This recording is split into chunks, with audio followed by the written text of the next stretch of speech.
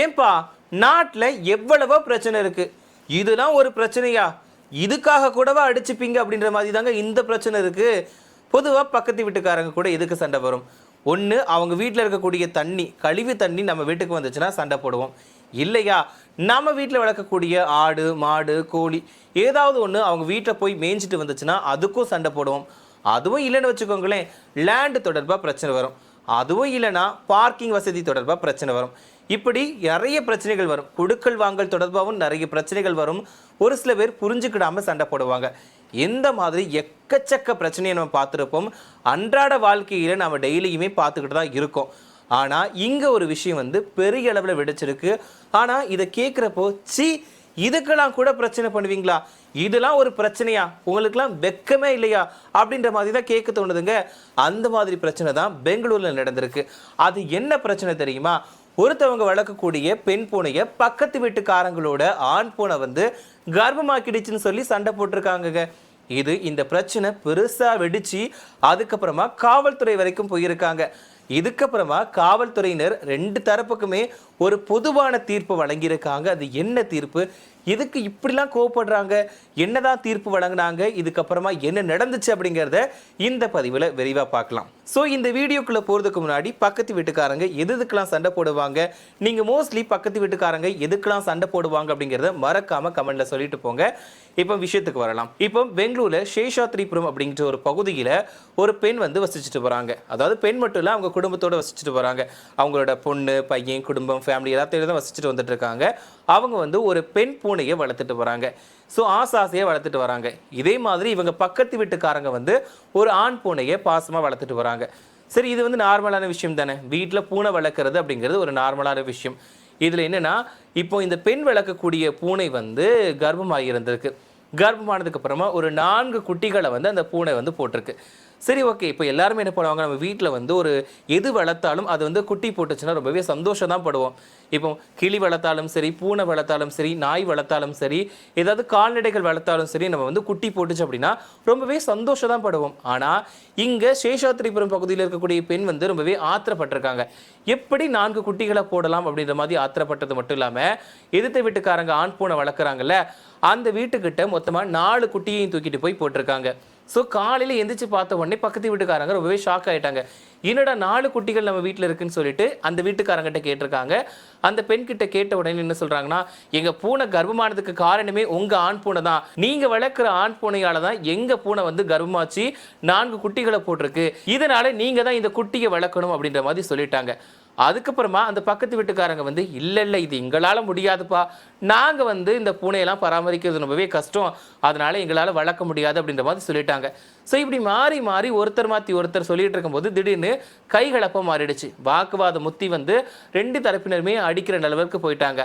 கடைசியாக அந்த பெண் இருக்காங்கல்ல, பெண் பூனை வளர்க்கக்கூடிய குடும்பத்தினர் நீங்கள் இந்த பூனை வளர்க்கல அப்படின்னா உங்களுடைய பையன் மேலே ஆசிட் ஊற்றிடுவோம் அப்படின்ற மாதிரி மிரட்டியிருக்காங்க. ஸோ இதனால் அந்த இடம் ரொம்பவே பரபரப்பாக மாறிடுச்சு. ஒரு பூனை கர்ப்பமாகி குட்டி போட்டதுக்காக இவ்வளோ பிரச்சனையா அப்படின்ற மாதிரி எல்லாருமே பேச ஆரம்பிச்சிருக்காங்க. இதுக்கப்புறமா அந்த ஆண் பூனை வளர்க்கக்கூடியவங்க பயந்துட்டாங்க. சரி, இவங்க எதுக்கு இப்படி தேவையில்லாமல் சண்டை போடுறாங்க? ஒரு பூனை அப்படிங்கிறது குட்டி போடுறது சகஜம் தானே. இப்போ ஒரு ஆண் பூனை வீட்டில் வளர்க்குறாங்கன்னா அதை போயிட்டு அது கூட சேரக்கூடாதுன்னு ஏதாவது சொல்ல முடியுமா? ஸோ இப்போ வீட்டில் இருக்கக்கூடிய பசங்களும் சரி பொண்ணுங்களும் சரி அப்பா அம்மா பேச்சை கேட்கறது கிடையாது. அப்படி இருக்கும்போது வீட்டில் வளர்க்கக்கூடிய பூனை பக்கத்து வீட்டுக்கார பெண் பூனை கூட பழகக்கூடாது சேரக்கூடாதுன்னு சொன்னால் கேட்குமா? விலங்குகளை பொறுத்த வரைக்கும் அதுக்கு என்ன தோணுதோ அதை பண்ணும். அதே மாதிரி தான் இந்த ஆண் பூனை அந்த பெண் பூனை கூட சேர்ந்து ஜோடி சேர்ந்து ஒரு 4 குட்டிகளை போட்டிருக்கு. ஸோ இந்த பயந்து போன ஆண் பூனை வளர்க்கக்கூடிய குடும்பத்தினர் காவல்துறைக்கு கம்ப்ளைண்ட் கொடுத்துட்டாங்க. ஸோ அவங்களுமே என்னாச்சோ ஏதாச்சோ அப்படின்னு பதறி போய் இந்த சம்பவ இடத்துக்கு வந்திருக்காங்க. வந்ததுக்கு அப்புறமா 2 தரப்புக்கிட்டையுமே கேட்டிருக்காங்க. அப்போ அந்த பெண் பூனையை வளர்க்கக்கூடிய குடும்பத்தினர் சொல்லியிருக்காங்க, இல்லை இந்த பூனையை நாங்கள் வளர்க்க முடியாது, ஏன்னா அவங்க வீட்டில் வளர்க்கக்கூடிய ஆண் பூனையினால மட்டும்தான் எங்கள் பெண் பூனை கர்ப்பமாகி குட்டி போட்டிருக்கு, அதனால நாங்களாம் வளர்க்க முடியாது, அவங்க தான் வளர்க்கணும் அப்படின்ற மாதிரி சொல்லிட்டாங்க. இதனால போலீஸ்காரங்க என்ன பண்றதுன்னு தெரியாம ரொம்பவே முழிச்சிருக்காங்க.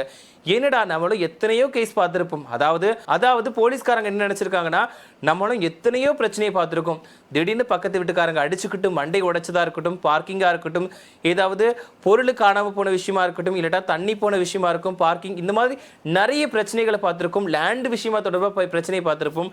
அப்படி இருக்கும்போது இது என்னோட ஒரு பூனைக்காக கூட அடிச்சுக்கிறீங்க, அதுவும் பூனை குட்டி போட்டுச்சு அப்படின்றதுக்கு இன்னொரு ஆண் பூனை தான் காரணம்னு சொல்லி சண்டை இழுக்கிறீங்க அப்படின்ற மாதிரி போலீஸாருமே வந்து என்ன பண்றதுன்னு தெரியாம யோசிச்சிருக்காங்க. கடைசியா போலீஸ்காரங்க வந்து ஒரு முடிவுக்கு வந்துட்டாங்க. என்னன்னா, இப்போ உங்களுக்கு பிரச்சனை வந்து 4 குட்டி போட்டது தானே பிரச்சனை. ஸோ நீங்கள் ஆண் பூனையை வளர்க்குறவங்க 2 பூனையை எடுத்துக்கோங்க, நீங்கள் பெண் பூனையை வளர்க்குற நீங்கள் 2 குட்டிகள் எடுத்துக்கோங்க அப்படின்ற மாதிரி 2 பேருக்குமே 2 குட்டிகளை வந்து பிரித்து கொடுத்துட்டாங்க.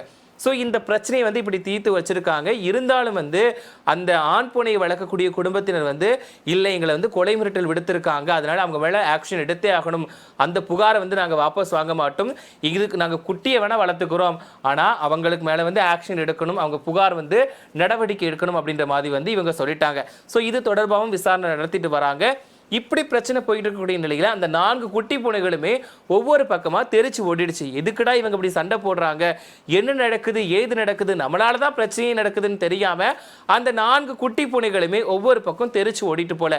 இதுக்கப்புறமா அந்த பெண் பூனை இருக்கு இல்லையா, அதுவும் அந்த குட்டிகளை காணாம அதுவுமே அங்கங்க தேடிட்டு அலைஞ்சிருக்கு. ஸோ இந்த விஷயம் தான் வந்து இப்போ சமூக வலைதளங்கள்ல ரொம்பவே வினோதமா பேசப்படுது. சே, இதுக்கெல்லாம் சண்டை போடுவீங்களா, உங்களுக்கு வேற வேலையே இல்லையாப்பா, நாங்களும் தான் குட்டிகள் வளர்க்குறோம், நாங்களும் தான் விலங்குகளை வளர்க்குறோம், நாங்களும் தான் செல்லப்பிராணிகளை வளர்க்குறோம், அது குட்டி போட்டுச்சுன்னா நாங்கள் ரொம்பவே சந்தோஷமா பாசமா பார்த்துப்போம், ஆனா நீங்க வளர்த்துக்கிட்டு இப்படி வந்து அவங்க பூனை கர்ப்பமாக்கிடுச்சு, இவங்க பூனை கர்ப்பமாக்கிடுச்சுன்னு சொல்லி தேவையே இல்லாம கேவலமான சண்டையை போடுறீங்க அப்படின்ற மாதிரி சமூக வலைதளங்களில் வந்து பொதுமக்கள் கமெண்ட்டுகளை போட்டுட்டு போறாங்க. ஸோ இந்த மாதிரி வினோத சண்டை வந்து உங்க ஊர்ல நடந்திருக்கா அப்படிங்கிறத மறக்காம கமெண்ட்ல சொல்லுங்க. அது மட்டும் இல்லாம இந்த சண்டையை பத்தி நீங்க என்ன நினைக்கிறீங்க அப்படிங்கிற ஒரு கருத்துக்களையுமே மறக்காம கமெண்ட்ல சொல்லுங்க. ஸோ அது மட்டும் இல்லாம நீங்க இந்த இடத்துல இருந்தீங்கன்னா இந்த பிரச்சனைக்கு என்ன தீர்ப்பு சொல்லியிருப்பீங்க? அதாவது பெண் பூனையை வளர்க்கக்கூடியவங்க வந்து ஆண் பூனையை வளர்க்குறவங்க தான் குட்டியை வளர்க்கணும்னு சொல்லிட்டாங்க. ஏன்னா கர்ப்பமானதுக்கு காரணம் ஆண் பூனையை வளர்க்குறதுனால மட்டும்தான் அப்படின்ற மாதிரி சொல்லிட்டாங்க. ஸோ இந்த இடத்துல நீங்கள் இருந்தீங்கன்னா 2 பக்கமும் சண்டை வராத அளவுக்கு என்ன தீர்ப்பு கொடுப்பீங்க? யார் பக்கம் நியாயம் இருக்குது, யார் பக்கம் தப்பு இருக்குது அப்படின்றத நீங்கள் எப்படி டிசைட் பண்ணி சொல்லுவீங்க அப்படிங்கிறதையும் மறக்காமல் கமெண்ட்டை சொல்லுங்கள். அது மட்டும் இல்லாமல் இந்த மாதிரி உங்ககிட்ட யாராவது பிரச்சனை பண்ணாங்கன்னா நீங்கள் அதுக்கு என்ன பதிலடி கொடுப்பீங்க அப்படிங்கிறதையும் மறக்காமல் கமெண்ட்டில் சொல்லுங்கள்.